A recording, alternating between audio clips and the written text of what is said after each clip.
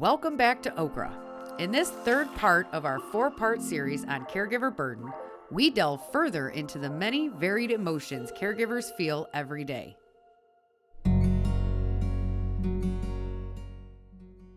The inability to control and manage a situation could lead to anger. Anger is a normal, sometimes healthy, protective human emotion. However, when it gets out of control and turns destructive, it can lead to a deterioration in personal relationships and a reduction in the quality of life. Anger is a common emotion both individuals with Alzheimer's disease and caregivers experience. If you are like most people, you may view emotions like anger or frustration as a sign of weakness. People tend to hide emotions they feel are negative, but they are just as natural as emotions like joy and love, and you have a right to feel how you feel. It can be both stressful and dangerous to your health to keep negative emotions buried inside. While it is true that too much negativity can be toxic to those around you, it is important that you have a safe outlet for those emotions. Vent to a friend, diffuse your anger through exercise, grab a pillow to punch, or find a secluded place to have a good cry. How often have you lost it while providing care, or felt like you were on your last nerve? Anger and frustration are a normal part of being around someone who needs help on an ongoing basis and who might not be accepting of help. Caring for someone with Alzheimer's in particular can be even harder, as the care receiver can be irrational and combative. It is not always possible to be in perfect control of your emotions. Anger just comes out sometimes. Forgive yourself. Find constructive ways to express yourself. Learn to walk away and give yourself a timeout. Identify supportive people you can talk to who will listen as you vent about the things that happened that day. This is the feeling of both wanting to be doing what you are doing and the feeling of not wanting to be doing it. On bad days, one often has the feeling of wishing you didn't have to be there, that this ordeal will be over soon. On good days, caring for someone can be a gift to both you and the care receiver. Allow yourself to feel both sets of feelings. Everyone has these feelings. Neither the bad feelings nor the good ones will last forever. Feeling like things are out of control and not knowing how to bring them back into control often produces feelings of anxiousness. Anxiety can emerge as a short fuse, the impulse to run away, not sleeping, heart palpitations, or the urge to cry. Pay attention to your anxiety. It is your body's early warning system that something isn't right. When you feel anxious, stop, breathe, and keep breathing. Try praying, meditating, or making some tea. Engage in anything that will give you a break from what is happening in the moment. It is easy to become bored when you are stuck at home taking care of someone else and not doing things that fulfill your own wants and needs. And by the end of the day, you are often too tired to pursue something of interest to you. Respite can help. Getting a break from caregiving and having some time for yourself will not only increase your patience and resilience, but will give you a chance to do something that is meaningful to you, whether it is socializing, going for a walk, or reading a good book. When tired and stressed, it is harder to stay in control of the things we say and feel. Feelings can go up and down very rapidly. We can lash out at the littlest thing because we have no reserve. If you find yourself feeling cranky and irritable, you probably need a break. You also may need to get some rest, as we are in less control when tired. Often we will turn to alcohol or our favorite junk food to reward ourselves when feeling this way. It is more beneficial to keep a journal or talk with a friend or professional to let off steam. As a caregiver, you are at risk for depression. Sometimes this is feeling hopeless or helpless, the inability to sleep, or trouble getting up and facing the day. And sometimes it makes you want to cry. Depression is treatable and should be taken seriously. Professional help is available. Talk to your physician if you think you might be depressed. Join a caregiver support group, find a counselor who understands caregiving, and ask for help from friends and family. Exercise. Moving your body is a proven way to relieve some of the symptoms of depression. Having to help toilet someone can be too intimate of an experience for many caregivers. If the care receiver is incontinent of stool as well as urine, then changing an adult diaper can be nauseating and repulsive. Having to clean the private body parts of someone, like a parent, can be unnerving and uncomfortable. Watching someone eat sloppily, or not care for personal appearance, or having to clean up vomit can also cause feelings of disgust. The hardest thing about accepting our revulsion to these things is that the care receiver is not in control of these behaviors. But sometimes we think they are doing it on purpose just to get to us. Or we feel guilty because we think we should be accepting, but we are not.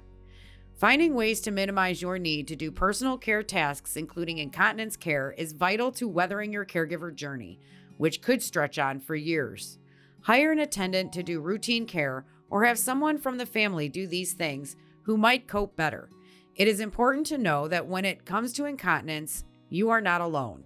Incontinence is one of the main reasons given for placing someone in a facility. Does your care receiver make impolite comments when you are out in public? Does he or she need to use the restroom right away and make a scene as you try to find one?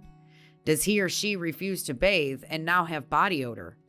It is easy for us to feel responsible for the behavior of someone else and feel like it is our fault when these things happen. Some people create cards like business cards, which read, "My loved one has dementia and can no longer control their behavior," that they hand out to those around them when they are having trouble, especially in restaurants. Some people just stop leaving the house because this is such a difficult problem to manage. It's easier to stay home. Others have friends, family members, or an attendant accompany them when they go out to help when needed. What if something happens? Will I be able to cope? Will I feel guilty?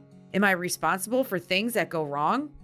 Caregivers take on a huge amount of responsibility, not only for the day-to-day care of the care receiver, but also for the other things that might happen while being a caregiver. Scaring ourselves about the what ifs can be paralyzing and keep us from enjoying the what is. It is important to have contingency plans. So it might make sense to have a backup caregiver in mind in case something should happen to you, or to think about how you would handle predictable medical emergencies based on what disabilities your care receiver has.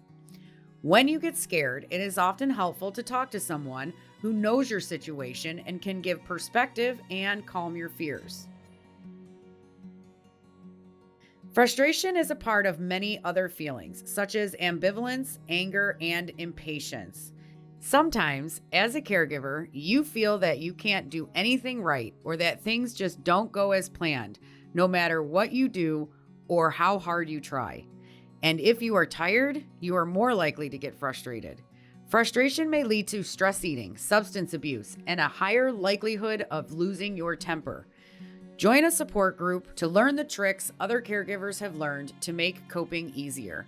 Get breaks from caregiving so you have time for you and a chance to regain your energy. Exercise and good night's sleeps are always helpful. Watching the care receiver decline, not being able to do things that used to be easy and natural, is sad. We also grieve for the care receiver, the person who they used to be, and our relationship with that person. We often need to grieve the loss we are experiencing daily, or it will come out as something else. Sometimes creating a ritual can be helpful. One caregiver would write on a piece of paper the things her husband could no longer do, then go to the ocean and throw the pieces in the water as a way of letting go. We tend to want to avoid the sadness that comes with grief, but allowing ourselves to feel it promotes acceptance and healing. Do you sometimes feel jealous of your friends who are able to go out and do things that you can no longer do because of your caregiving responsibilities? Are you jealous of your siblings who are not doing their share to help? Do you feel jealous of a friend whose parent died quickly and easily while you take care of a parent who has had dementia for many years? Are you jealous of someone who got a big inheritance since you are struggling to pay bills and to be a good caregiver? We often don't admit to this feeling because we have always been told not to be jealous. But that doesn't mean that we don't, in fact, feel jealous from time to time of those who have it easier or better than us. It's okay to admit to being jealous because things are not fair. We often have flashes of resentment and envy at other people's good fortune compared to our own. Jealousy is a problem when we allow it in and prevent ourselves from enjoying the things we do have. Focus on what you do have, whatever that may be, and find a place in your heart for gratitude. Most of us do not want to be dependent on someone else. Learning to accept help is hard, so the care receiver is often pushing away our attempts to be helpful and caring.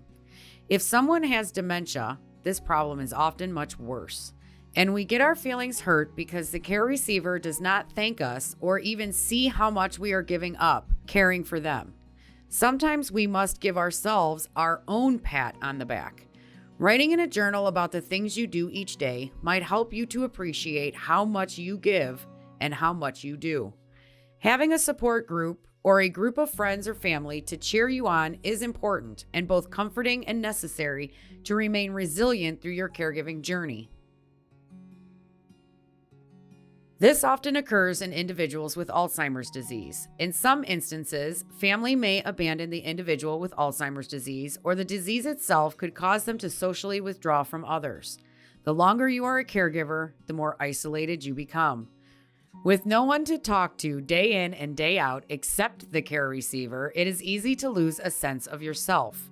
Friends stop calling since we are no longer available, and we hesitate to call them because we know they don't want to hear about it anymore, or I have nothing to talk about because my life is all about caregiving.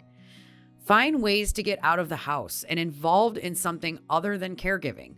Learn about resources from your local area agency on aging about respite programs or daycare programs that will allow you to get a much needed and well-deserved break. No one can do this job alone. Look at your wider circle of support, faith community, neighbors, friends, distant relatives, etc., to see where you might get some nurturing for you. Thank you for watching Part 3. Be sure to watch Part 4, where we wrap up the real-world experiences and offer some tips on how to deal with caregiver guilt. And don't forget to like and subscribe, and visit us online at okra.com for more great content.